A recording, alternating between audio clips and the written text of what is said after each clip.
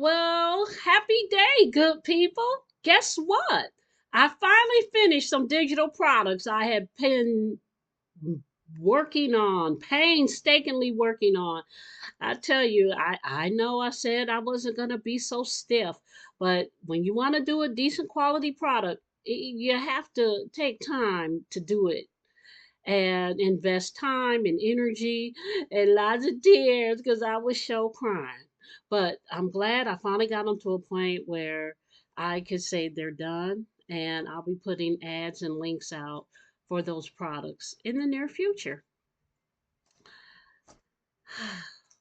I tell you, it's been quite a journey. It has been fun, exhausting, and all wrapped up into one. And now I can move forward in terms of posting videos and going live more consistently. And I'm excited to do that. I can't wait to meet with you more frequently. Well, it's been a rather bumpy ride since January 25th. But the incident on Wednesday, September 9th in Utah, it captured everyone's attention, locally and globally. I heard about it, frowned, shook my head, but understood the climate in the country made it right for such an incident. I don't agree with it, but I see how and why it happened. I researched him. I was disgusted by the vitriol spewed regarding humans. I was not going to do a video about it, but I could not escape it. The sound bites, the sudden restrictions to respond, people fired or canceled for responding to it, the demand for respect and reverence for someone who didn't have any respect nor reverence for his fellow man nor woman. Still, I couldn't stay silent. I didn't want to fill my platform with such negative energy.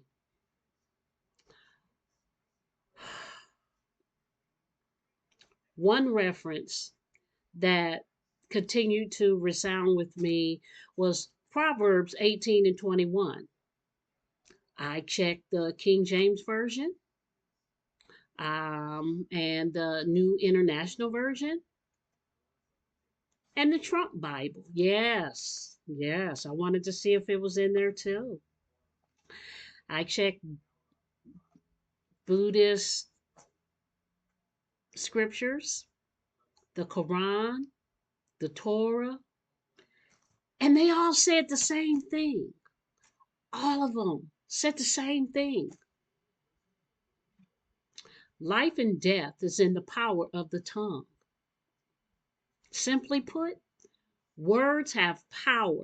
Choose them wisely. Now, I'm not a perfect church girl, but I have lived long enough to know that words have power. No, I'm not trying to control how one expresses themselves, nor how or what they believe. But the level of deep seated anger and hatred for anyone not like him was jarring. I know we've been living under this forced tolerance for each other, and I know we don't have to be bosom buddies, but to learn from the limited clips I could stomach that there is an active plan to bring back such savagery, barbarism, viciousness, sadistic, yeah, and demonic acts to be committed against foundational Black Americans with no consequences. Really? No justice for us at all. That was terrible to me. I said, oh, terrible. But I do find a little bit of solace in that we already know this. We see it, we hear it, so we're cool, we're smart, we're minding our own business. But instead, we're punished for not having a huge public expression. You know the ones. We get out on the front lines and it's just a horrific scene in a matter of minutes. No matter how peaceful, no matter how reserved, it's it's all a setup to draw us out and to give them an opportunity to release that anger and hatred, that lack of humanity for us and release it on us, which is bad enough. I'm just greatly perplexed by someone who seeks to harm me, but demand I embrace them? Really? That's not going to happen.